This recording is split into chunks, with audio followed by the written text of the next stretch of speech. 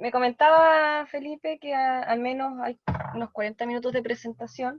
Yo ahora les voy a mostrar una PowerPoint, porque, bueno, como él menciona, yo soy ahora vocera hace un tiempo, el Movimiento por el Agua y los Territorios, pero también hago parte de otros activismos, entonces voy a tratar de hacer una especie de compilado de varios activismos para que podamos hacer una perspectiva más amplia de lo que es este tema. Voy a compartirles pantalla, díganme ustedes si se logra ver.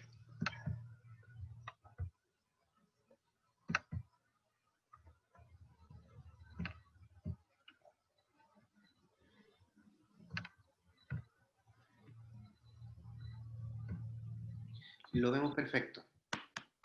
Super. Ahora lo voy a poner en pantalla grande.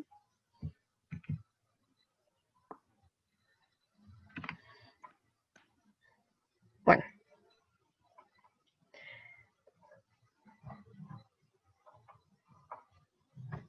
Estoy esperando un poco porque mi computador se pone un poco lento cuando empieza a compartir pantalla.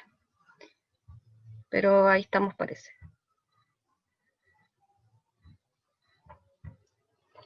Bueno, como decía Tomás, perdón, dije Felipe, Tomás, sin más preámbulo, lo que acá yo quiero mostrarles, por un lado, lo que es el ecoglosario constituyente, que es un trabajo que hemos llevado a cabo desde el Observatorio Latinoamericano de Conflictos Ambientales, donde también hago parte desde hace un tiempo. Por otro lado, el Decálogo por los Derechos de las Aguas y su Gestión Comunitaria es un trabajo que hemos llevado a cabo desde el Movimiento por el Agua y los Territorios, a raíz de un proceso que nosotros hemos dicho que es anterior. Para nosotros el proceso constituyente, en el caso del MAT, ya es un proceso que habíamos dado inicio, desde incluso antes de lo que fue la revuelta del 18 de octubre, porque desde el ámbito rural ya había un entendimiento de que desde la institucionalidad no venían los grandes cambios, sino que era necesario autoconvocarse y empezar a decidir desde las comunidades y territorios cómo queremos vivir.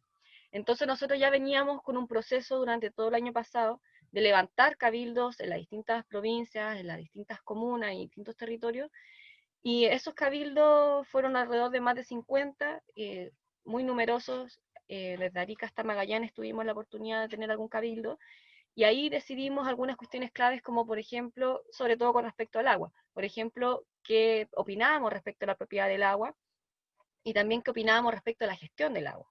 Necesitábamos que la propiedad siguiera siendo privada, o entendíamos que la privatización es realmente el foco del problema y teníamos que pasar a otro tipo de propiedad, o incluso sin propiedad. Y al mismo tiempo, en cuanto a la gestión comunitaria, definimos que, por una parte, era importante definir qué tipo de gestión queremos, qué tipo de administración, y luego ir profundizando en qué entendemos como una gestión comunitaria, que también es una de las demandas históricas del movimiento. Entonces esos fueron algunos de los ejercicios que fuimos haciendo en nuestros cabildos, y al mismo tiempo otro tipo de pregunta orientadora, y bueno, nos sorprendimos también de los resultados, porque nos dimos cuenta de lo alineados que estamos los territorios en cuestiones que son bien novedosas, como por ejemplo establecer los derechos de la naturaleza derechamente, o los derechos de las aguas, y no solamente considerar el agua como una propiedad. Y así fue entonces que nosotros, cuando hicimos la sistematización, levantamos esto del decálogo por los derechos de la agua y su gestión comunitaria, que son 10 principios, y que guardan relación sobre todo con este tema, con el proceso constituyente, respecto a la temática, en definitiva, del régimen legal de los elementos naturales. Entonces, también voy a hacer énfasis a esas elaboraciones reparte el movimiento, pero para tener una mirada más amplia, voy a situarme en lo que ha sido el ecoglosario, para poder perspectivar cuáles son los grandes temas que nosotros consideramos dentro de la Constitución, en términos ambientales. Bueno, este glosario lo que es, no es una especie de instrumento acabado, sino que es un insumo para la discusión en los territorios respecto a el ámbito constitucional. Y nosotros, para estructurarlo, le hemos dado 5 ejes temáticos. Siempre se piensa, cuando se habla de medio ambiente, de inmediato uno piensa el artículo 19, número 8 de la Constitución, no sé si les pasa eso. Pero nosotros lo que estamos intentando hacer con esto es que entendamos que la temática ambiental es mucho más amplia a distintos aspectos constitucionales.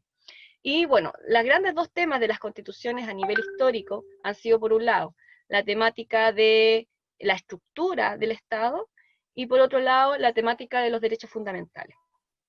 y obviamente que nos queríamos hacer parte de ambas grandes temáticas, pero sobre todo en respecto a lo que es derecho ambiental constitucional, el tema del régimen legal de los elementos naturales también es clave, y quisimos agregar dos que nos parecen que también son parte de la Constitución, solo que nunca se mencionan de forma directa, como lo es, por ejemplo, las economías y, y además lo que es el régimen territorial del Estado, porque siempre se piensa en el régimen político y no en la distribución territorial, que también es un tema importante dentro de la Constitución y sobre todo para el ámbito del cuidado de los ecosistemas. Entonces consideramos que son 5 esos temas importantes y vamos a ir mencionándolo. Yo voy a tratar de ser breve con cada uno de ellos porque si no nos vamos a demorar mucho. Si es que hay alguna duda, igual después de las preguntas ustedes me pueden decir si puedo profundizar en alguno más que otro.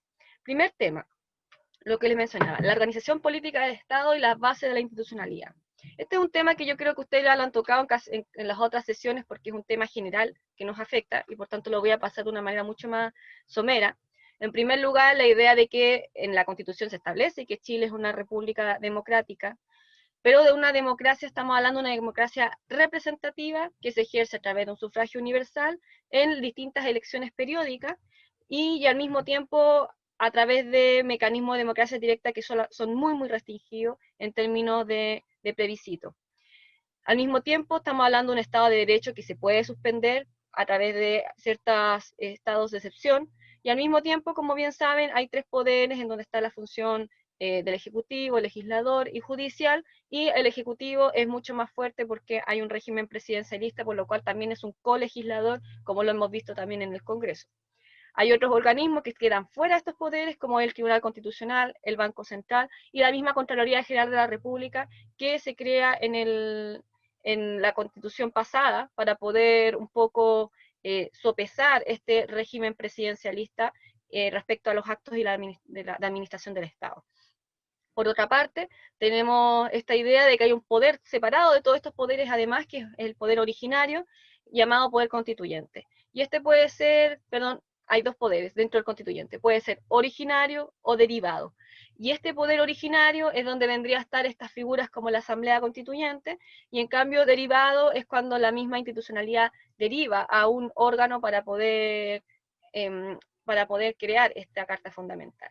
Y así, bueno, hemos visto como históricamente en Chile hemos tenido siempre las constituciones han sido a través de minorías designadas y no a través de un proceso democrático, por lo cual este proceso que vamos a tener sería el más democrático que hemos tenido en Chile, pese a que no es una asamblea constituyente como le gustaría a varios. Por otra parte, bueno, hay principios que son explícitos y que son parte también de la base de la institucionalidad, como por ejemplo que la familia es el núcleo de la sociedad, y nos parece importante eso a nosotros porque tenemos una reivindicación al respecto. Al mismo tiempo, el hecho de que el terrorismo es por esencia contrario a los derechos humanos, y que también nos parece importante porque se ha usado ese tipo de categorías para poder criminalizar la protesta social, entre otras cuestiones que también son claves. ¿Nosotros qué proponemos en estos ámbitos? Yo acá, como les digo, en este tema yo no voy a profundizar porque me imagino que ya lo han tocado en otras escuelas. En primer lugar, la idea de una asamblea constituyente, la plurinacionalidad, entendía no solamente de un ámbito de un Estado plurinacional, sino que también de una configuración política de reconocimiento de distintos pueblos, la responsabilidad ambiental del Estado ante la comunidad internacional, entendiendo esto como la idea de que, por ejemplo, en el caso de los glaciares, el Estado de Chile tiene que responder ante otros países y ojalá tribunales internacionales, y no solamente responder a las comunidades, porque tampoco lo hace. De fondo, los glaciares vendrían a ser bienes comunes de la humanidad y no solamente un bien nacional de uso público del Estado de Chile. Al mismo tiempo, considerar otras ideas que son parte de todos los movimientos sociales, como las iniciativas populares de ley, las elecciones directas a través de plebiscito y referéndum, el reconocimiento constitucional de principios de derecho ambiental, como por ejemplo el principio precautorio, que es el principio que determina en el derecho ambiental que aunque no haya todavía la evidencia científica necesaria, se tomen de todas maneras medidas de resguardo respecto al medio ambiente. También otras cuestiones como que nos parece que la comunidad debe ser la base de la sociedad y no el individuo, la función de transparencia, la democracia directa, los mandatos revocables, la democratización de las Fuerzas Armadas. Ahí hay algunas, no estamos tan seguros de esas demandas, algunos prefieren la erradicación completa, y ya la eliminación del Tribunal Constitucional. Son algunas de las demandas, como les digo, muy someras porque porque, no, porque me imagino que estos temas ya han sido tocados en otras escuelas. Tema 2, que para nosotros es súper relevante, es la organización territorial del Estado. En términos de contexto, bueno, entender que si bien Chile es un Estado unitario, no es un Estado federal, de todas maneras su administración es descentralizada de manera funcional y de manera territorial, y así ha sido determinada en la Constitución. Y de hecho el artículo 110 de la Constitución determina que Chile se divide en regiones, las regiones se dividen en provincias y las provincias se dividen en comunas. Esa sería la administración territorial que hoy en día persiste en el Estado de Chile. Además, a nivel de descentralización funcional, tenemos, por ejemplo, que en cada región hay un jefe regional que es, bueno, que va a ser ahora los gobernadores regionales, pero que han sido todo este tiempo los intendentes. Los consejos regionales también, en donde hace un par de años también, bueno, ya llevamos unos cuantos años, ya 4 años, en donde ya tenemos que los consejos regionales, los consejeros regionales se eligen de manera democrática, antes tampoco, y la gobernación en sí es a nivel de la provincia, y va a pasar también a tener otro nombre, porque hoy se llama gobernador a quien está a cargo de las provincias, y va a pasar a llevarse delegado presidencial provincial. Bueno, como les decía entonces, el intendente hasta ahora es designado y va a ser cambiado por estas dos figuras. Por un lado el gobernador regional y por otra parte el delegado presidencial, que va a ser el enviado por parte del presidente de la República. Los consejeros regionales del año 2014 que son electos, y el gobernador va a pasar a ser, como les decía, el delegado presidencial provincial. En el caso de las comunas tenemos los alcaldes, que vendría a ser el jefe de la comuna, los consejos municipales, bueno, y otras entidades que ustedes bien conocen, la Secretaría Municipal, la Secretaría de Planificación y otras unidades. Al mismo tiempo tenemos los ordenamientos territoriales, que son los regímenes de suelo a nivel rural y sobre todo a nivel urbano, porque entre ellos se establece un límite imaginario entre lo urbano y lo no urbano, no con el ámbito de tener que planificar respecto a lo rural, sino que para planificar exclusivamente lo urbano y determinar qué es lo urbanizable y lo edificable y qué es lo que no lo es. Y bueno, al mismo tiempo esta planificación urbana, que nos interesa mucho con respecto a proyectos inmobiliarios y cuestiones de ese tipo en el ámbito ambiental, puede ser a nivel nacional, regional, intercomunal, comunal, y bueno, ya sabemos también que no hay mucha democratización, o la que nos gustaría, en la creación de estos planes reguladores, y por lo mismo es que creemos que hay también un fenómeno de la centralización que es bien importante también en la determinación de este tipo de planificación. Por lo mismo, bueno, ¿cuáles han sido algunas de las propuestas que se han levantado desde el ámbito socioambiental? En primer lugar, la posibilidad de hablar de una planificación territorial con enfoque ecosistémico. Y con esto queremos decir que la territorialidad se tiene que mirar desde una mirada de los ecosistemas, es decir, entendiendo que el ecosistema es el núcleo en sí mismo, y sus interrelaciones y sus formas de administración dependen de cómo naturalmente se desarrollan en el medio ambiente. Por dar un ejemplo, y esto está muy relacionado con el punto 2 de ordenamiento territorial por cuenca. El ordenamiento territorial por cuenca vendría a ser una forma de planificación territorial con enfoque ecosistémico. Y este ordenamiento territorial por cuenca lo que hace es dividir claramente por cuenca hidrográfica. No sé si saben lo que es una cuenca. La cuenca es un territorio que abarca todo un régimen, un régimen hídrico, y bueno, o un sistema hídrico. Y este sistema hídrico generalmente confluye toda en un solo río. Esa es como la estructura de una cuenca. Todo el sistema hídrico tiene que confluir en un solo río, y al mismo tiempo incluye todo el territorio que es parte de ese sistema hídrico. Nosotros en Chile tenemos 101 cuencas en todo el país, y hay algunas cuencas de esas que también son compartidas por países vecinos. Y la administración por cuenca significa entonces entender que todas las actividades que nosotros desarrollamos en la cuenca tienen repercusión con respecto del agua, en su mayoría, pero también con respecto a los otros elementos.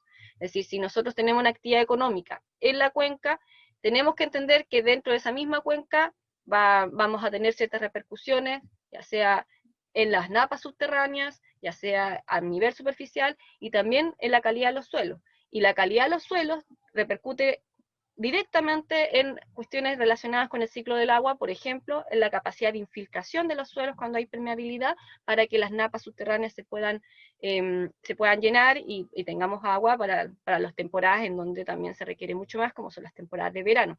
Un enfoque ecosistémico centrado en las cuencas considera todos esos factores. Y esto significaría también, por ejemplo, cambiar la lógica de que hoy los ríos, que yo le decía, el río es como la centralidad de la cuenca, los ríos separan comunas.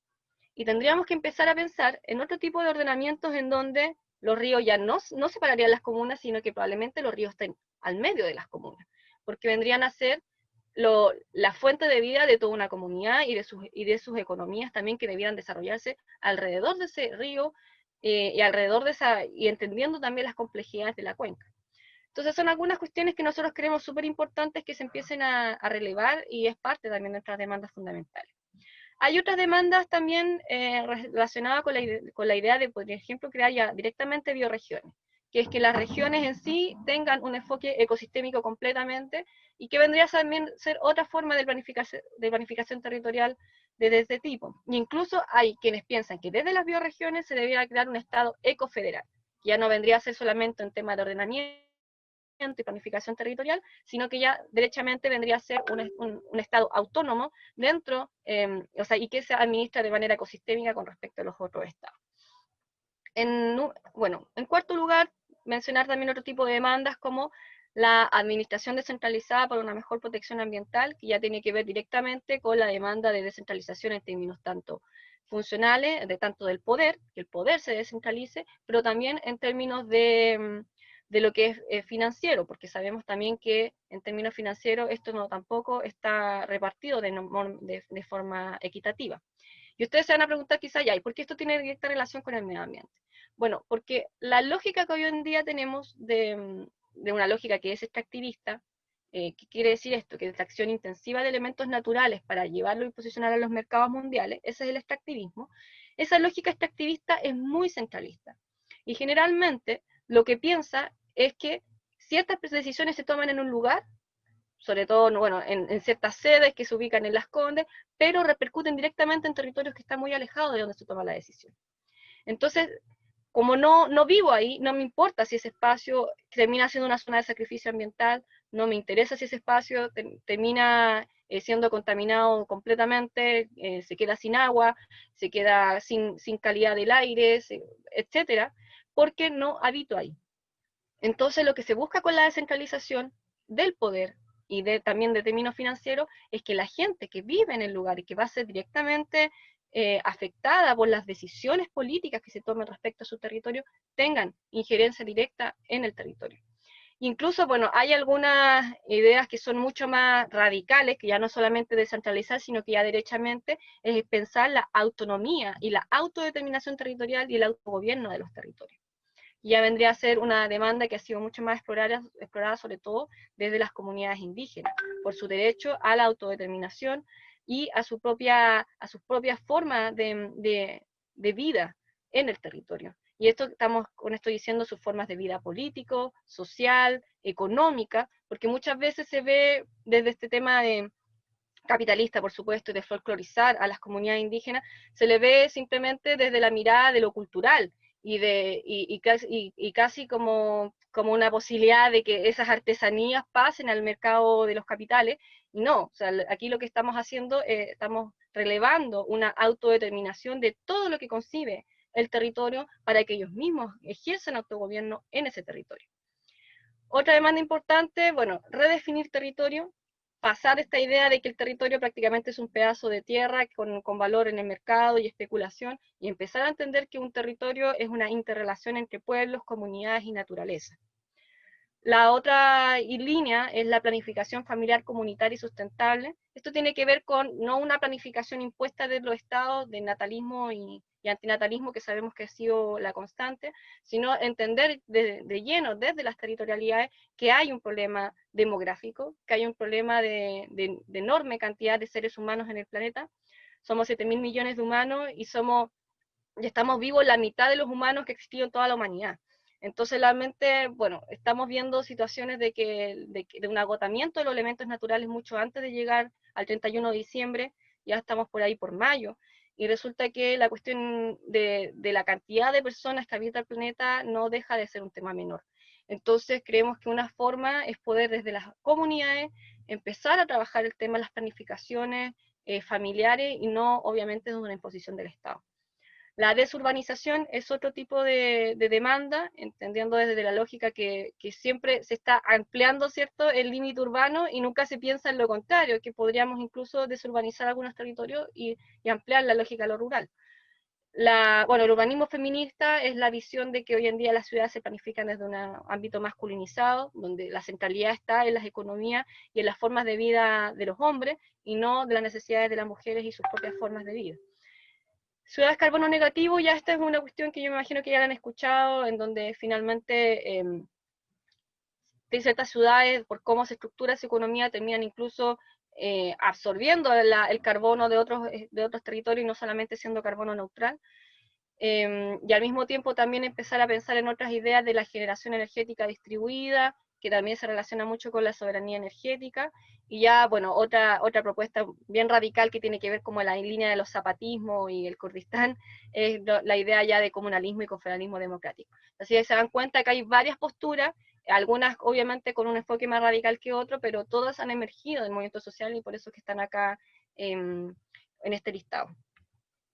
El tema 3 es derechos fundamentales y sistema de garantía. Yo les comentaba que así como está el ordenamiento territorial del Estado, que nosotros lo dividimos en ordenamiento político y ordenamiento territorial, propiamente tal, nosotros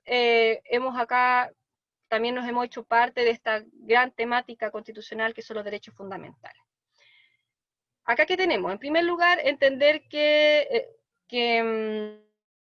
la Constitución no crea los derechos fundamentales, sino que solo los protege o los garantiza, y eso me imagino que ustedes ya lo han escuchado antes, pero sujeto a limitaciones, es decir, que los derechos también se ponderan entre sí, la limitación es siempre no vulnerar derechos de terceros, es decir, siempre está esa idea.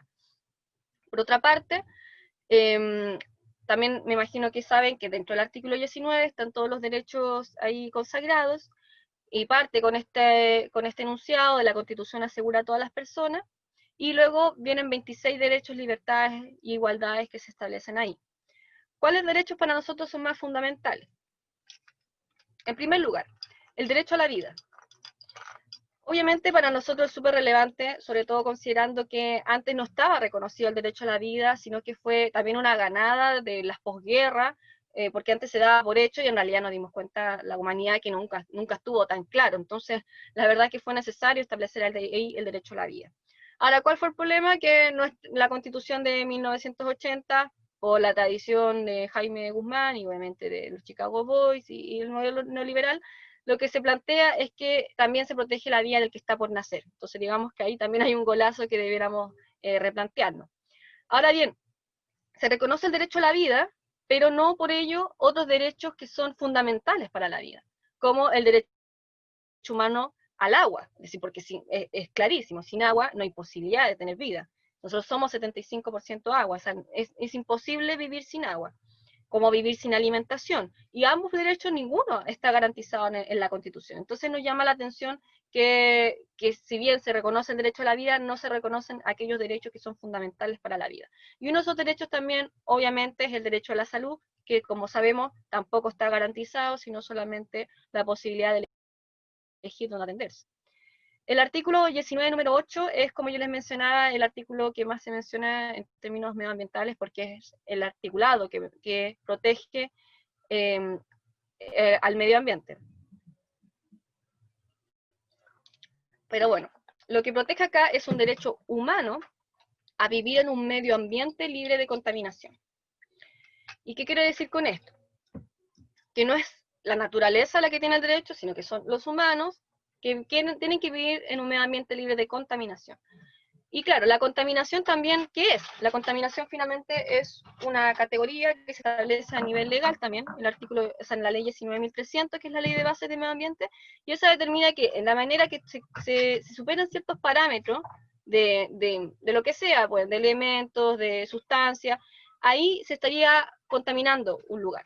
Entonces, la verdad es que contaminación tampoco digamos que es necesariamente una categoría que nos satisfaga, porque muchas veces tiene que ver con lo que está legislado o no respecto de contaminación.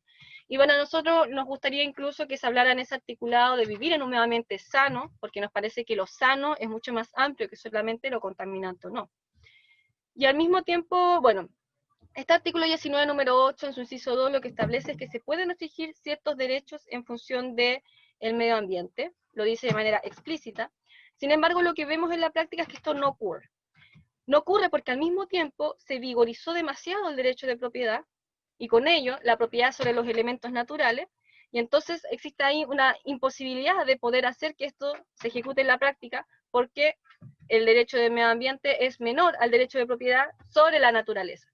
Entonces, de alguna manera, ahí también no hay posibilidad de que esto finalmente se ejecute, y por más que de repente no se han escuchado a la gente, bueno, de rechazo, o la derecha, diciendo, oye, pero si la Constitución ya se establece que se puede, que hay límites a la propiedad, o está la función social de la propiedad, pero no importa, porque son muy pequeñas con respecto a la importancia y la relevancia que se le dio a la propiedad en nuestra Constitución, y por lo mismo es que no se pueden llevar a cabo la real restricción de los derechos en función de eso. Nunca se ha llevado a cabo. Incluso las expropiaciones también tienen una enorme complejidad en la Constitución, así que la idea con esto es que entendamos que es tan fuerte el derecho a la propiedad y de la propiedad que imposibilita realmente que estos derechos se puedan ejecutar. Por otro lado, vemos que en el ámbito del derecho a vivir en un medio ambiente libre de contaminación hay un recurso de protección. Ese recurso de protección es un recurso de protección especial, porque es un recurso de protección ambiental, y el recurso de protección ambiental lo que determina, tiene ciertas ventajas. Por ejemplo, en términos de temporalidad, es más flexible porque determina que es posible que un hecho ambiental sea sostenido en el tiempo. Entonces, en ese sentido, por ejemplo, si está instalada una minera que es ilegal, no tiene una RCA, no tiene una resolución de calificación ambiental en un territorio, el solo hecho de que estén las maquinarias ahí, no es necesario interponer el recurso cuando entraron las maquinarias, sino que desde el momento incluso que sacaron las maquinarias o estando las maquinarias ahí. Entonces eso igual genera una posibilidad de tener un tiempo mayor para poder interponer un recurso de protección ambiental. Ahora, ¿cuáles son las limitantes? En primer lugar, que tiene que haber una acción o omisión clara respecto de este tema, solo acción, no rige con respecto a las omisiones. Y eso sí es súper importante, porque hay ciertas omisiones, sobre todo por parte del Estado, con respecto al medio ambiente, por ejemplo, no cuidar, no proteger los glaciares, y que vemos que en términos de omisiones no tenemos cómo poder interponer un recurso de protección. Al mismo tiempo, bueno, nosotros también tenemos esta dificultad de que como es un recurso antropocéntrico, es decir, centrado en el hombre, en el humano, no podemos resguardar de una manera correcta aquellos ecosistemas que son vulnerados y no hay ninguna comunidad humana afectada. Pese a que hay comunidades no humanas, pueden ser animales, plantas, lo que sea, eso no tiene una real protección en nuestra Constitución. Y eso obviamente también genera unas limitancias para el momento de hacer uso de este recurso de protección. De hecho, también ocurre, y esto después es lo que pasa después con este artículo 19, número 8, que luego se crea la ley de bases del medio ambiente para poder, porque claramente una cosa es la Constitución, que es un paraguas, y luego se tiene que crear la normativa específica. Y cuando se crea la ley 19.300, se determina también este enfoque antropocéntrico de una manera mucho más clara. Por ejemplo, con la posibilidad de poder interponer observaciones en el caso de las comunidades afectadas cuando un titular de un proyecto genera una declaración de impacto ambiental, solamente se puede observar cuando la comunidad está siendo directamente afectada por ese conflicto. Y muchas veces tampoco hay posibilidad de determinar una afectación real o tan directa. Casi siempre la hay de alguna manera, aunque sea indirecta, pero nosotros hemos visto que se han rechazado observaciones ambientales por decir que no hay una comunidad humana directamente afectada por el conflicto. Entonces, vimos como esto de alguna manera también en la ley particular se exacerbó de una manera muy exagerada, y bueno, y al mismo tiempo otros organismos que podrían resguardar los ecosistemas de manera más amplia, como es el sistema de biodiversidad y áreas protegidas, todavía no se genera. Piense que ya han pasado casi 10 años de la nueva ley que se creó en el año 2010 y que vino a mejorar la normativa ambiental. Bueno, por otra parte, tampoco hay deberes ambientales en la Constitución, también nos parece relevante, porque esto también fue tema cuando fue bueno, el proceso que llevó a cabo Bachelet del año 2016, en donde también hubieron algunas instancias constituyentes, me imagino que algunos habrán participado de eso, y ahí también hubo una necesidad de que las comunidades consideraran importante, la ciudadanía, que hubieran también deberes ambientales para todos los ciudadanos con respecto al medio ambiente, y eso tampoco está. Bueno, ¿cuáles son acá las principales demandas que nosotros hemos levantado? Por una parte, hablar del derecho humano al agua. Nos parece eso que es fundamental. Derechos de la naturaleza, ¿qué significa esto? Significa que entendamos que no solamente el humano está en el centro, sino que, y es el único ser prácticamente con valor intrínseco, valor en sí mismo, valor moral, y empecemos a entender que todos los seres vivos tienen sus propios intereses, sus propias necesidades y su propio valor como seres vivos.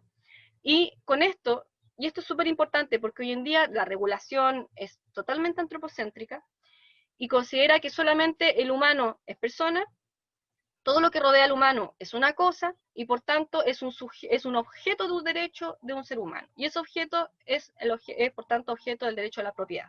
Solo el humano tiene derechos, entre ellos el derecho a la propiedad, y con respecto a las cosas, que todo lo que rodea al ser humano, solamente puede haber un derecho de propiedad del humano con respecto a esa cosa. Por dar un ejemplo, los perros, los gatos, en estos momentos ellos siguen siendo cosas, siguen siendo objeto de la propiedad, para nosotros son nuestros hijos, nuestros hermanos, pero bueno, para la legislación son propiedad de alguien, son una cosa, y de hecho no son cualquier cosa, son una cosa bien mueble, semoviente, es decir, una cosa que no necesita de una fuerza externa para moverse porque se puede mover por sí misma. Es decir, ni siquiera hay un reconocimiento de que son seres sintientes, de que se mueven porque tienen las cualidades para poder moverse y no porque no necesiten una fuerza externa para poder ser movidos, sino que hay una visión, pero absolutamente cosificante y que obviamente nosotros creemos que eso repercute directamente luego en el daño y en el maltrato que se le genera a los animales. Por más que haya un delito penal con respecto a los animales, si hay una figura desde derecho civil que los concibe como una cosa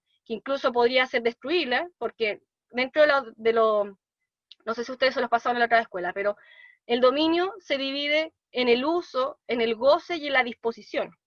Y dentro de la disposición está esta idea de que tú puedes vender, tú puedes transar, tú puedes hipotecar, pero tú también puedes destruir tus cosas, porque son tuyas, y es parte del derecho de propiedad. Entonces, finalmente, tienes por un lado el derecho de la disposición sobre los animales, pero por otra parte tienes un delito de no maltratar a los animales. Entonces, hay ciertas contradicciones que se siguen dando en el sistema jurídico por esta visión antropocéntrica. Nosotros lo que queremos hacer con esto es hacer un cambio en la visión, entender que la naturaleza no solamente es importante porque nos entrega un valor utilitario a los humanos, es decir, no es importante la naturaleza solamente porque nos da un derecho al ocio, un derecho a poder que nuestras generaciones futuras, nuestros futuros humanos puedan ver esa naturaleza. Siempre estamos aquí pensando en cómo a nosotros nos afecta o no lo que pasa con la naturaleza, y no pensando que la naturaleza en sí misma probablemente existe, bueno, sabemos, existe desde mucho antes que los seres humanos, y probablemente tiene sus propios intereses de seguir persistiendo, más allá de que los humanos existan o no existan. Entonces, desde esa mirada es que ya han habido ciertas experiencias en otros países, como por ejemplo en Ecuador, en donde se estableció que la naturaleza en sí misma, que ellos también le llaman la Pachamama, tiene un derecho a la justicia restaurativa, es decir, un derecho a que la restaure.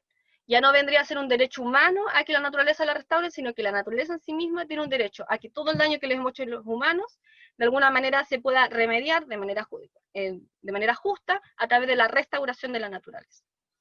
Entonces, esas son algunas ideas que son bien relevantes y que nosotros también las queremos posicionar con estos derechos fundamentales. Bueno, los derechos de los animales también es otra posibilidad, yo les comentaba. Sobre todo quiero hablarles de esta campaña porque me están pidiendo de esta fundación que les ayude a hacer un poco de difusión. Están con la campaña de los animales en la Constitución. Los animales no son mencionados de manera individual en ninguna parte, y aquí lo que están apostando es que se les reconozca como individuos, que son seres sintientes, es decir, que como tienen sistema vertebrado, tienen la capacidad de sentir y por tanto el tema del maltrato es una cuestión intrínseca, no maltratarlo es una cuestión intrínseca a su cualidad de individuo, y al mismo tiempo que se reconozca un deber del Estado de proteger a los animales en la Constitución. Son esos tres principios los que se establece en esta campaña. En tanto, la soberanía alimentaria, bueno, mencionarles que esto también ha sido una demanda histórica, viene de la vía campesina, y lo que se plantea acá es la posibilidad de nosotros mismos, desde la autodeterminación de los territorios, establecer cómo queremos alimentarnos. A través de qué forma, a través de qué, sí, bueno, nosotros obviamente lo que buscamos es la agroecología, que se las voy a mencionar en el punto que viene.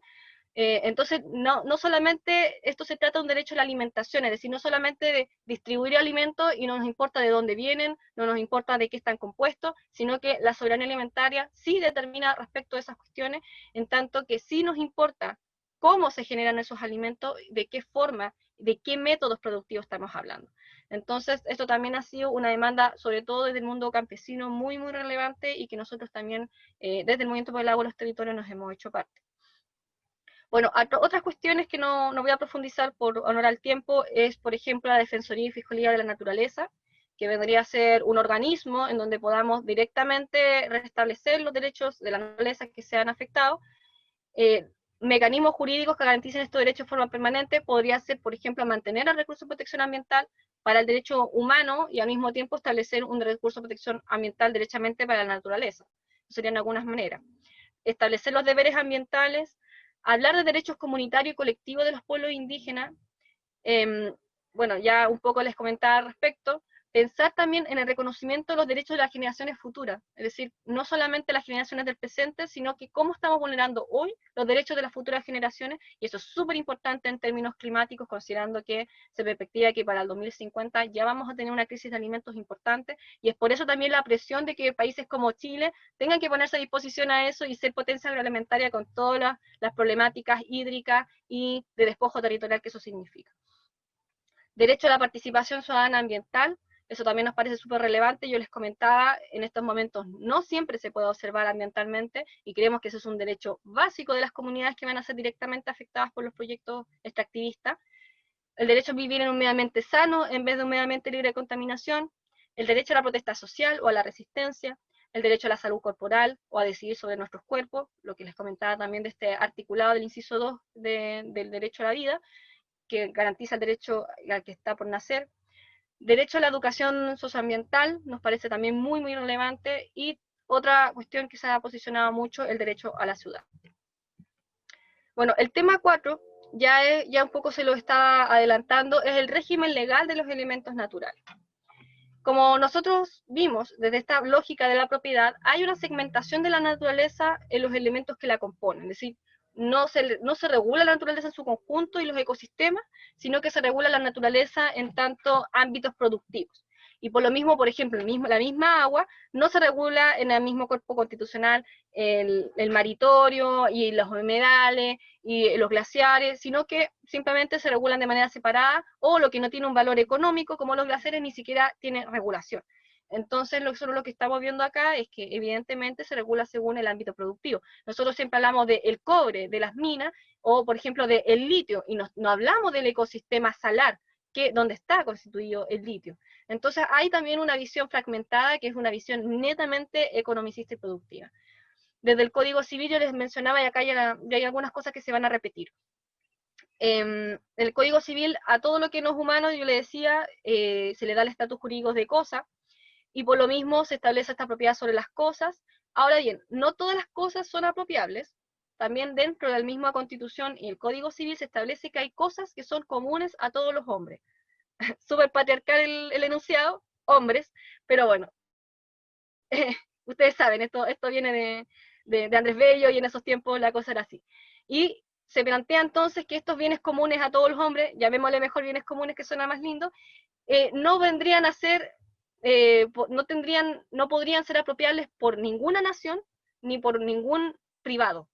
Y así lo establece tanto el artículo 585 del Código Civil como la Constitución en su artículo 19, numeral 23. Y eso es importante tenerlo en claro, porque muy pocas veces se habla de estos bienes comunes. ¿Cuáles son ahora? la alta mar, por ejemplo, la radiación solar, pero esperamos, y nos hubiese parecido más lógico que los glaciares también estuvieran ahí, en vez de estar pensando ahora qué categoría les damos, porque creemos que ahí tendrían que haber estado todo el tiempo. Al mismo tiempo, bueno, luego que estas cosas comunes a todos los hombres se establece que son bienes, es decir, aquellos que son dignos de propiedad, por decirlo así, que es porque tienen algún valor económico para el ser humano. Estos se dividen en bienes privados y bienes de dominio público o bienes nacionales. Y dentro de los bienes nacionales están los famosos bienes nacionales de uso público. Y hago toda esta introducción para que entiendan de dónde sale la figura del bien nacional de uso público. Porque se menciona mucho, oye, el agua que sea bien nacional de uso público. Y a nosotros nos hace más sentido esto de que sean bienes comunes, más que un bien nacional que le pertenece al Estado y que finalmente se entrega a concesión a ciertos privados. Porque el bien nacional de uso público a nivel administrativo, si bien pertenece a todos, sí puede ser administrado de manera particular por ciertos privados y de manera exclusiva.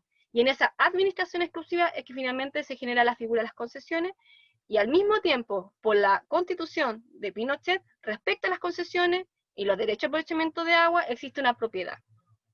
Con respecto al agua, es muy claro, hay un derecho de aprovechamiento de aguas que está establecido en la Constitución 1994, inciso final, donde existe una propiedad explícita. Pero luego las leyes orgánicas constitucionales también privatizaron, por ejemplo, las concesiones mineras.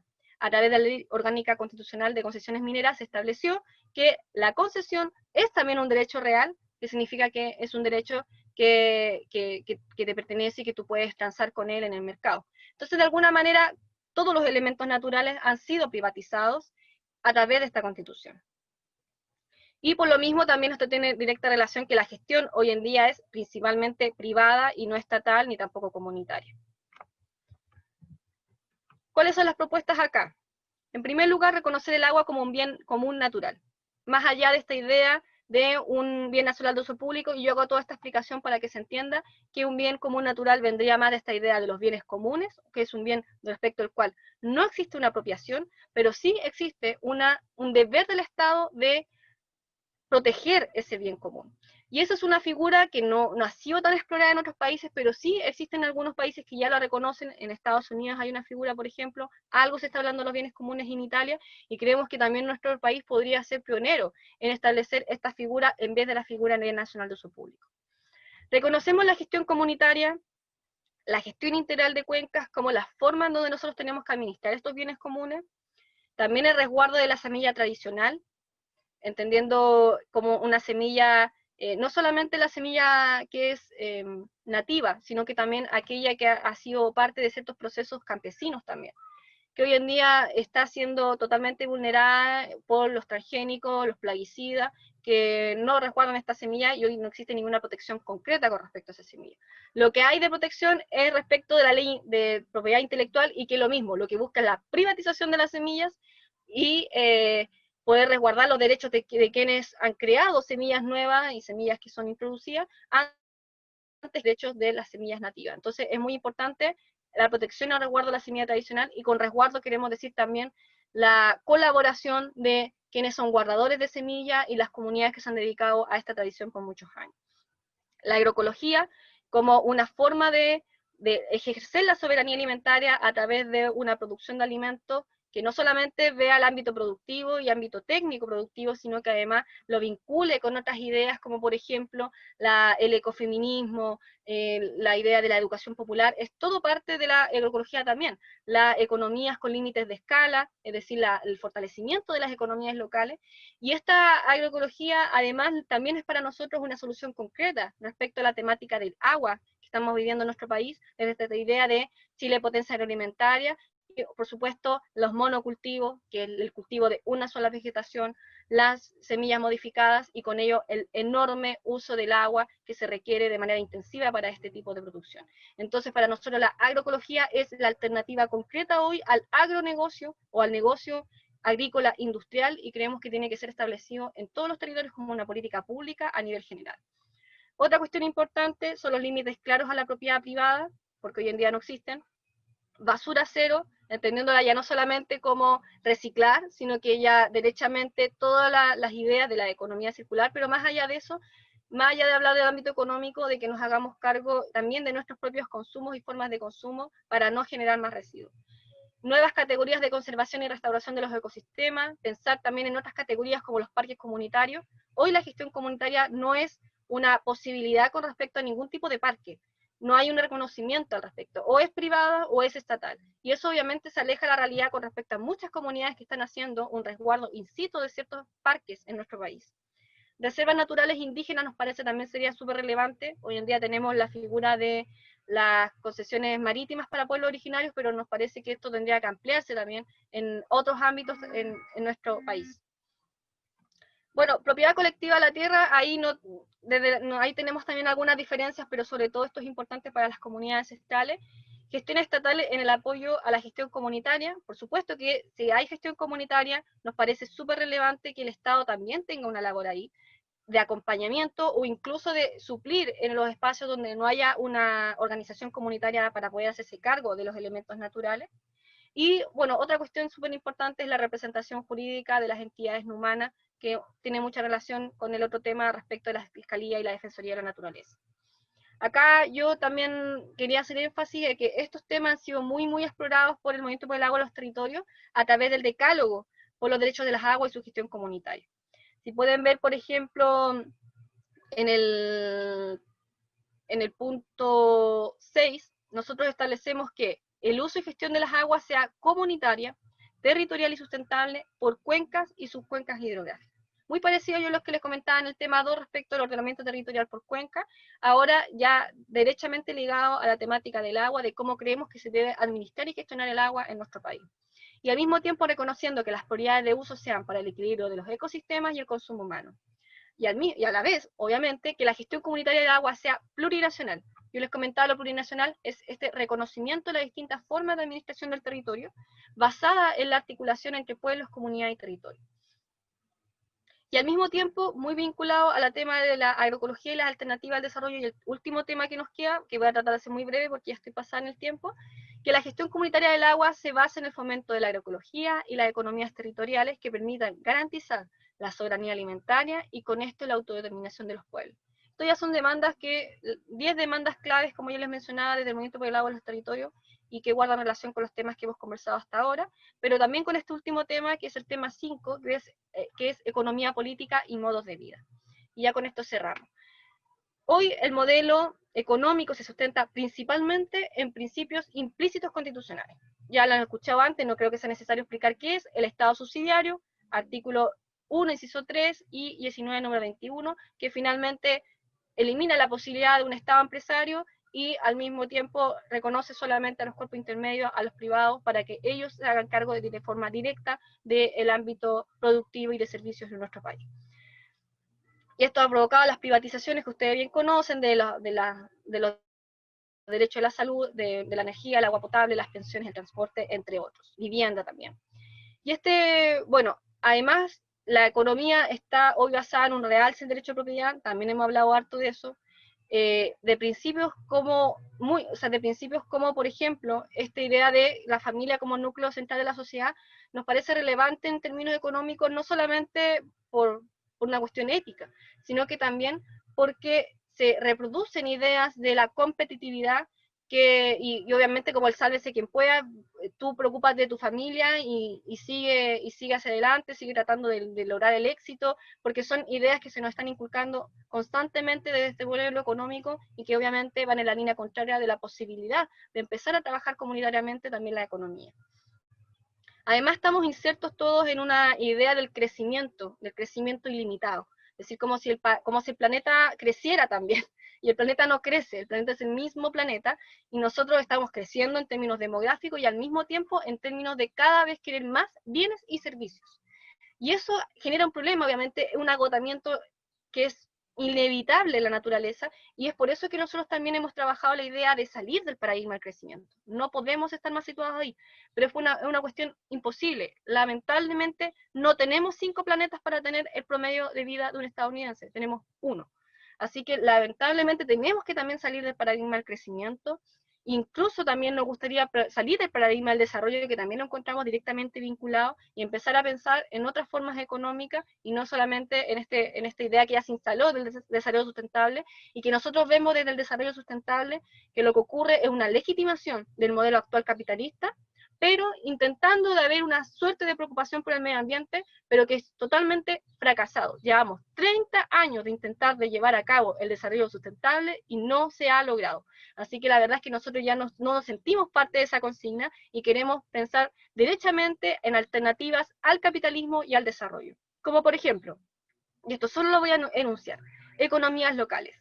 La idea del post-extractivismo, que es una transición post-extractivista, es decir, no solamente que eliminemos la economía extractiva, sabemos que va a ser un proceso largo, pero sí planteémonos desde una transición, desde una idea de que el extractivismo no sea la centralidad de la economía de nuestro país, sino que otro tipo de economía. El de crecimiento, como yo les mencionaba, salir de esta lógica del crecimiento. El buen vivir o el kumemonge son ideas de una relación recíproca con la naturaleza, desde una economía donde la naturaleza esté en el centro, que ha sido obviamente trabajada desde las comunidades ancestrales. Cooperación interamericana, cooperación e integración latinoamericana con circuitos cortos y sin tratados de libre comercio. Bueno, suena súper largo, pero creo que es súper claro también lo que se está diciendo con esto. Economías solidarias, economías feministas, economías ancestrales, cooperativismo, economías basadas en necesidades reales o escala humana. Es decir, también lo que les venía diciendo de que primero fijemos nuestras necesidades, que no son ilimitadas nuestras necesidades, sino que lo que pueden ser muy ilimitadas son los satisfactores a esas necesidades, y nosotros elegimos los satisfactores. Al mismo tiempo, permacultura también es otra forma de vida totalmente distinta al que hoy en día estamos acostumbrados, y otra alternativa ya desde el mundo animalista es la economía vegana y vegetariana. Así que esas son algunas, bueno, esas son las propuestas y lo que les quería contar en esta presentación. Y ahí estaríamos, ya estamos terminando con esto para dar paso a las preguntas.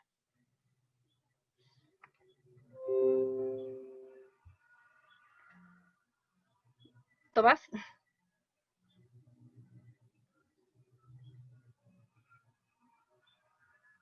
¿No está Tomás?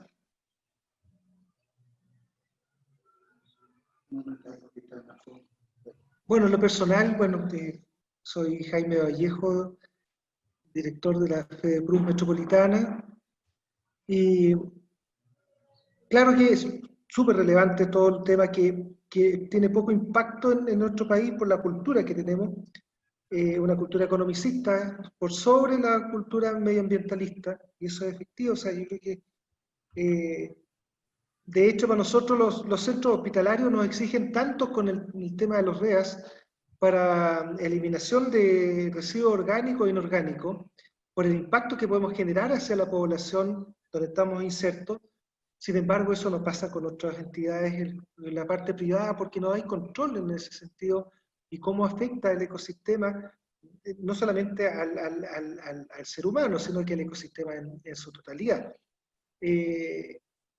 Han sido luchas de muchos años y es difícil que, lo veo más que nada, más que por un tema constitucional, es un tema de cultura medioambientalista a nivel del país, que las generaciones las más pequeñas son las que la están teniendo y son los que van a llevar la vanguardia en todo esto, pero hay que instalarlo ahora, y hay que, aparte de instalarlo, defenderlo ahora, porque eso es un tema a futuro. Yo creo que es proteger a nuestro país y proteger lo que sería la humanidad en general de todas estas agresiones que se generan porque tenemos una proyección que la economía debe brindarse en torno a la propiedad y en torno a la producción. Es súper complejo y cuesta asimilarlo porque se nos venden los productos, se nos venden los elementos. El tema hidroeléctrico se vende muy fácil, pero afecta también la ecología y no se ponen reparo, sobre eso. Es súper complejo y agradezco mucho toda la información y la ilustración de toda esta presentación y muchas gracias de mi parte.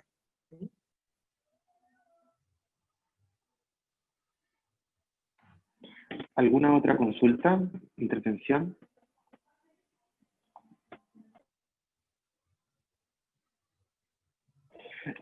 A mí me gustaría hacer una consulta, aprovechando que tenemos a Camila aquí. ¿Qué visión tú tienes entre la vinculación entre el derecho a la salud y el derecho al medio ambiente libre de contaminación, que igual va un poco en la medida de lo que decía Jaime, pero yo lo di más que por el tema del REAS, lo planteo por quizás algunas comunas en nuestro país, como son las zonas de sacrificio. ¿Es compatible? Y no lo planteo exclusivamente de la perspectiva medioambiental. ¿Es compatible exigir ambos derechos en conjunto, verlos como un todo o como dos derechos muy conectados intrínsecamente? Sí, de hecho, nuestra crítica incluso a concebir como un derecho a vivir un medio ambiente libre de contaminación es justamente que no nos estamos haciendo cargo de la dimensión de la salud.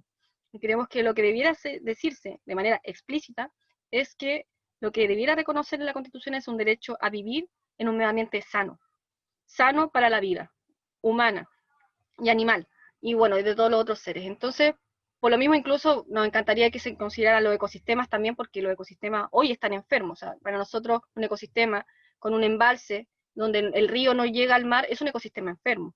El ecosistema de las monoplantaciones es un ecosistema enfermo. Entonces, también plantear la salud, no solamente de la salud humana, sino que la salud del ecosistema, la salud de los animales y la salud de los vegetales. Obviamente que los plaguicidas también, es que es enfermar. Pero bueno, de todas formas está muy relacionado, porque estamos enfermando las plantas, pero también nos estamos enfermando nosotros cuando consumimos esas plantas. Y al mismo tiempo nosotros sabemos que esto ha derivado incluso en el ámbito de los plaguicidas, hay una lucha súper importante, el Tomás ha sido testigo, de cómo finalmente el daño de los plaguicidas, que es un daño al medio ambiente, afecta directamente a la salud humana también. Entonces no solamente son los territorios en sacrificio, sino que también con lo que nos están alimentando. Y en términos de territorio en sacrificio, claro, ocurre ahí una vulneración total, tanto del componente, el elemento aire, como el elemento agua, como el elemento suelo, porque como les decía yo, finalmente, en una misma cuenca, todos los elementos están relacionados de manera íntegra. Y así como tú contaminas el aire, finalmente esto cae a los suelos, impermeabiliza los suelos y también tú contaminas las napas subterráneas. Entonces, la verdad es que la contaminación es total. También en el ámbito de la minería, en el solo hecho de que la gente no pueda tomar agua directa, porque tiene que comprar agua embotellada, porque de lo contrario es infierno. Y bueno, entonces creemos que tienen que estar más concatenados ambos derechos, y al mismo tiempo nos gustaría también plantear propuestas. O sea, no solamente pensar desde el ámbito de cómo restablecer derechos, sino cómo garantizar derechos de manera permanente. Y ahí es donde nosotros creemos que el derecho, por ejemplo, a la soberanía alimentaria es esencial. Pero también pensar la soberanía alimentaria como un derecho a la salud preventiva. El hecho de también preservar los ecosistemas y garantizar, por ejemplo, el derecho al ocio, también es parte de esta idea de que la salud no solamente es mayor cantidad de infraestructura hospitalaria, sino que la salud es lo que nosotros estamos alimentando nuestro cuerpo, es el agua que consumimos, es cómo nos constituimos día a día, eso es salud también. Y obviamente que hoy en día, y nosotros nos parece súper trágico por parte, incluso se los voy a plantear acá, de ciertos sectores de la izquierda tradicional, porque todavía desde ciertos sectores se plantea que la salud es sí o sí mayor infraestructura. Y en ese sentido, para poder dar mayor infraestructura, es decir, mayores hospitales, necesitamos destruir el medio ambiente para poder entonces tener mayor rentabilidad por parte del Estado. Obviamente vendemos más cobre y por tanto tenemos más riqueza del Estado y con esa riqueza pagamos el derecho a la salud. Pero nosotros decimos, pero eso no sería mejor si entregamos salud con calidad de vida a las personas con un medio ambiente sano. ¿Por qué tener que llegar al punto de que la gente se enferme y cuando se enferme tenga dónde atenderse y no tratar de hacer una población menos enferma? Es más productivo. Sí, te ahorras mucha más plata. ¿Puedo pedir la palabra? Sí, Marcelina, dale. Hola, bueno, mira, te escuché muy atentamente, me encantó, porque en realidad nosotros estamos más enfocados a la salud y la enfermedad, como tú dijiste recién, y yo también comparto mucho tu mirada que nosotros debemos enfocarnos más en la prevención. Sin embargo, todo el presupuesto prácticamente, o mucho del presupuesto va a la curación. Bueno, pero ahora están cambiando un poquito la mirada y están invirtiendo más en las APS. Extrañé, Camila, no sé si no lo escuché o lo dijiste muy rápido, ¿qué pasa con las abejas? Las abejitas son parte del medio ambiente, es un insecto muy importante para la salud en términos de que ellos polinizan y dan un fruto, obviamente, y está en crisis el tema de la productividad. Y alguien por ahí dijo, cuando se acaben las abejas, se va a acabar prácticamente la producción de frutas y cosas naturales y no sé qué vamos a comer como ser humano. Entonces también hay que protegerlas. Yo creo que es parte importante también dentro del proyecto mantener la protección a estos insectos, como el ecosistema, tú lo planteas muy bien, y es parte de la naturaleza que también tenemos que proteger. Me encanta escucharte, que haya un grupo de personas que estén interesadas en las comunidades, que estén interesadas en esto de las aguas, en esto que corresponde o no corresponde, si es urbano, si no es urbano, porque el hombre avanza, deforestando, cortando árboles y destruyendo la naturaleza, solamente pensando en el bien productivo, en el consumismo y en generar dinero, pero no piensa en que esta es, como tú dijiste, no hay más mundo, no hay más tierra para proteger a todos estos millones de habitantes y es solamente una sola tierra. Solamente eso quería decir y me encanta, y yo claro que lo entiendo, que está muy vinculado a la salud y está muy vinculado a los derechos del ser humano, en tener una tierra saludable para todos los seres humanos que vivimos en este planeta y en este lugar que se llama Chile. Eso. Camila, si quieres comentar algo al respecto. Mira, yo creo que es que estoy muy de acuerdo con lo que plantea Marcelina, entonces no sé si profundizar más, porque por temas de tiempo no pude profundizar en ciertas protecciones que nos parecen relevantes e importantísimas. De hecho, como movimiento hemos establecido desde nuestras demandas históricas la protección de los ecosistemas, la protección de los bufedales, de los humedales, de los glaciares, de los bosques nativos. Me hubiese encantado hablarles más de los bosques nativos y la incidencia directa con respecto al ciclo del agua, y obviamente también de especies animales que son claves para los ecosistemas también donde están las abejas.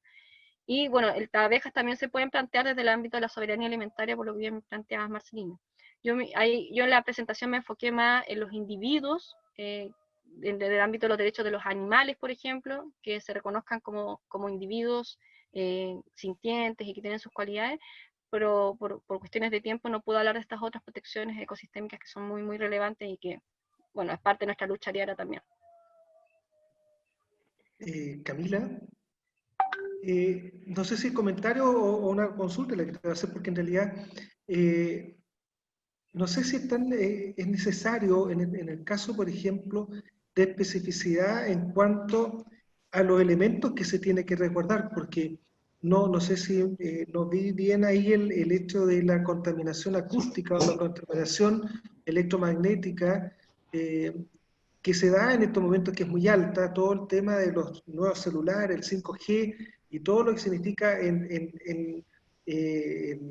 para la salud de la población en general, que pareciera que no importara porque no se ve, como que no se nota. Sin embargo, tenemos casos patéticos como pasa en Quintero, lo que pasa en Antofagasta, por lo que tú mencionabas de no tener aguas que sean más que contaminantes, los mismos suelos están contaminados.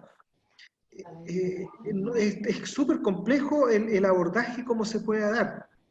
Por eso que yo creo que en parte, insisto, yo creo que más que de todas maneras determinante que la Constitución esté bien especificado, es generar una cultura más medioambientalista que cuesta, porque ya nosotros mencionamos que bueno que hayan grupos que se preocupan de esto, pero es que no puede ser que hayan grupos, sino que debamos estar todos nosotros involucrados y todos preocupados. O sea, yo no puedo endosar esa responsabilidad a los grupos que están ejerciendo acciones, sino que nosotros partir por nuestras acciones personales. Lo que pasa es que muchas veces no lo visualizamos, pero es complejo. Me encantó el tema, me gustó mucho, y yo creo que a todos nos remece el hecho de ver cómo se ha matado nuestro sistema natural por temas economicistas. Entonces, yo no, por eso un poco el comentario, una reflexión, pero también es necesario especificidad en la instalación, en la constitución de los elementos medioambientales y definirlo, o sea, sean las aguas, el aire, el ruido, la contaminación electromagnética, definirla sí, o tiene que hablarse solamente de protección medioambiental en lo general. Eso. Bueno, yo creo, Jaime, bueno, también absolutamente de acuerdo con todo, que lo que hay que considerar es que la Constitución es un paraguas. Entonces van a haber algunos principios claves que sí queremos que estén en la Constitución, para que de alguna manera después no dejemos todo al alero de las leyes específicas, porque no sabemos qué pasa después. Eso va a pasar en el Congreso y no vamos a tener la posibilidad de poder estar ahí in situ probablemente. Entonces sí, hay cosas que nosotros queremos no una constitución de pocas palabras, sino que al contrario queremos una constitución en que ojalá se establezcan todas estas cuestiones. Ahora, probablemente quizás no podamos mencionarlos todos. Y ahí hay que tener una buena formulación jurídica para dejar abierta esa posibilidad de que, si bien no están ahí mencionados, claramente vamos a legislar en favor de esos elementos naturales igual, porque se nos puede ir alguno. Entonces, siempre se pone la figura de entre otros, o decir que no es algo taxativo. Ese tipo de cuestiones que es importante que las vayamos pensando y las dejemos súper claras para que después haya un buen paraguas, una buena base para el resguardo posterior de todos los elementos naturales que son parte de este ecosistema.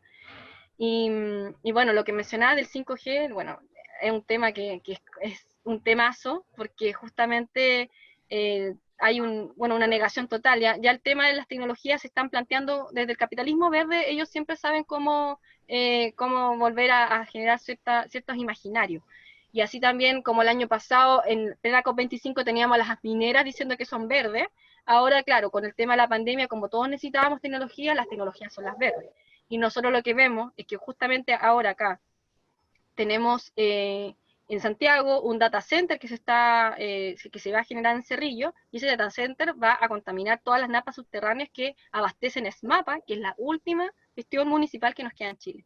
Entonces, ahí tenemos el tema de que las tecnologías sí contaminan, y el mismo tema de que la 5G, lo que ocurre con eso es que como ya hemos ido avanzando en la G, no se está dando la posibilidad de empezar a repensar todo. Repensemos todas las G, porque en el fondo pareciera que todas ellas sí están teniendo problemas en nuestra salud mental, en los vuelos de las aves, sobre todo las aves migratorias, pero son cuestiones que se están silenciando y no se quieren explorar, así que también sería súper genial si entre ambas disciplinas, entre el ambiente de la salud y también ecológica, pudiéramos ahí trabajar también en esa línea.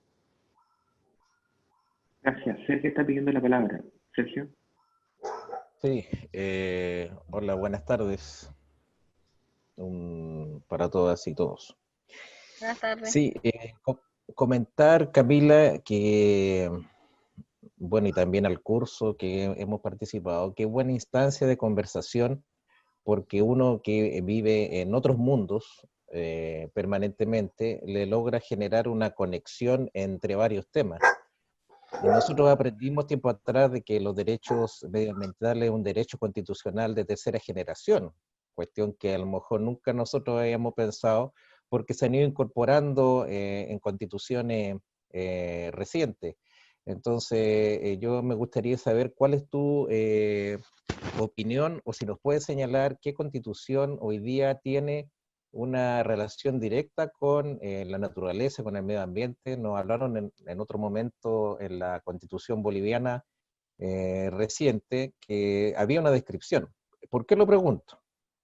Porque es necesario que las personas que participen en el proceso constituyente y que sean independientes y que vengan de movimientos sociales tengan esta visión particular de que estos derechos de tercera generación queden plasmado en la Constitución. Entonces sería bueno tener una referencia para ir conociendo. Lo difícil que es la lucha medioambiental hoy día y qué facilidades pudiéramos tener en el futuro respecto de que fueran resguardadas por estos derechos.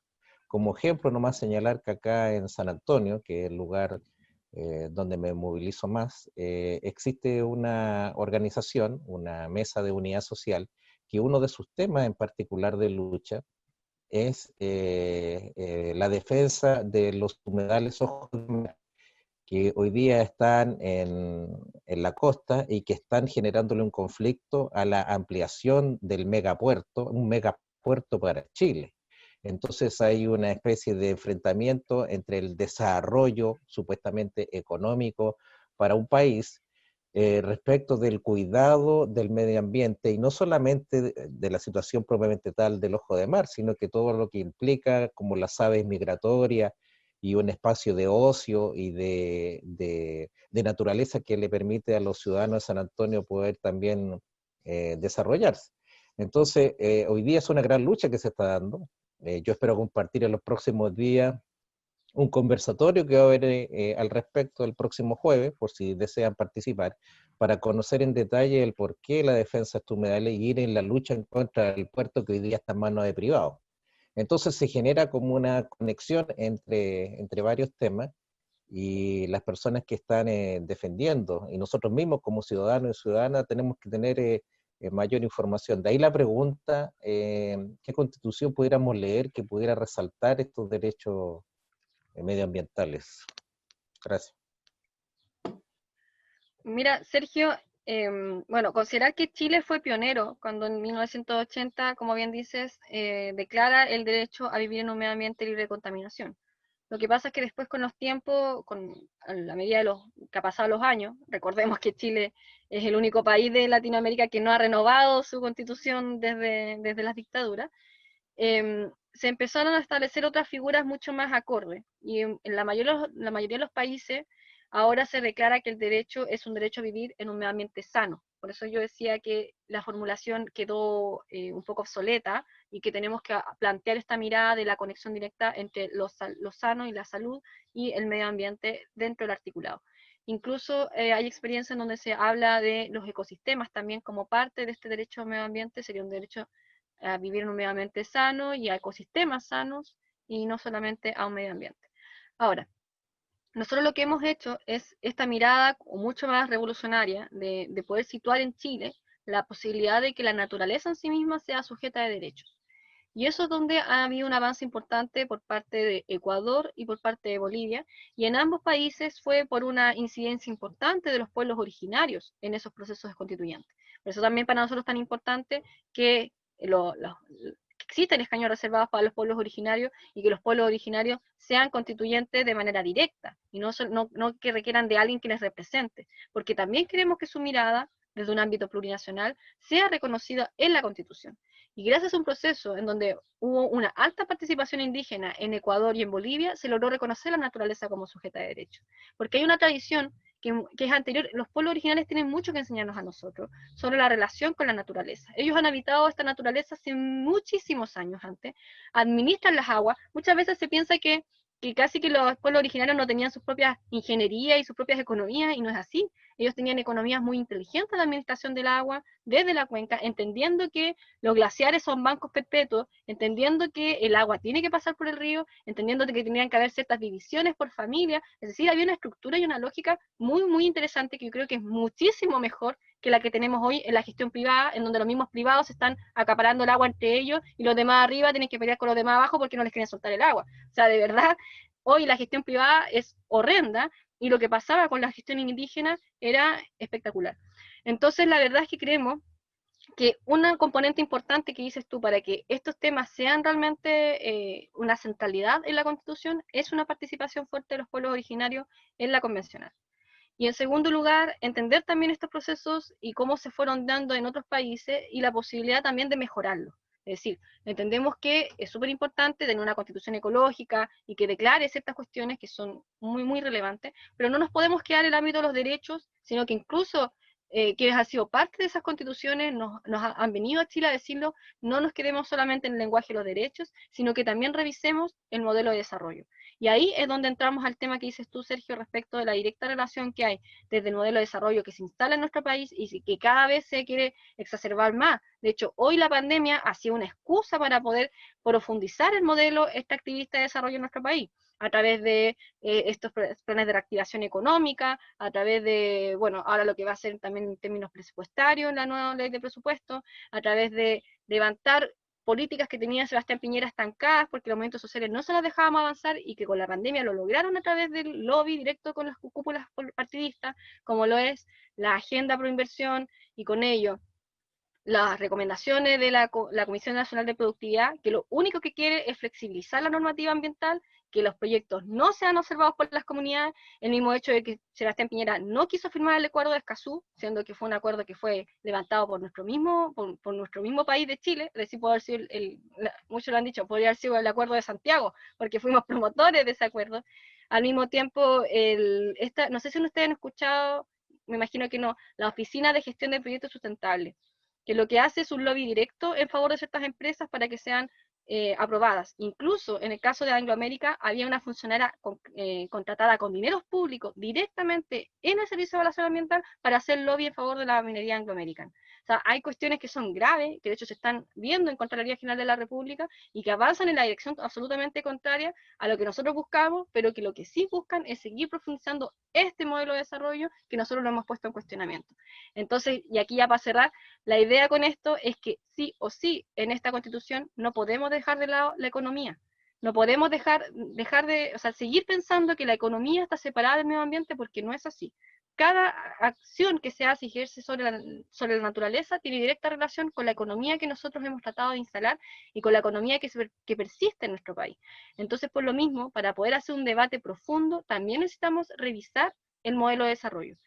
En Ecuador lo dijeron, no tuvo ni un sentido que estableciéramos derechos de la naturaleza si el Estado quiso profundizar el extractivismo. El Estado fue más extractivista que incluso los mismos privados en Ecuador, y eso es una de las grandes críticas que también se ha establecido, no a la Constitución de Ecuador, sino al proceso ecuatoriano en su generalidad.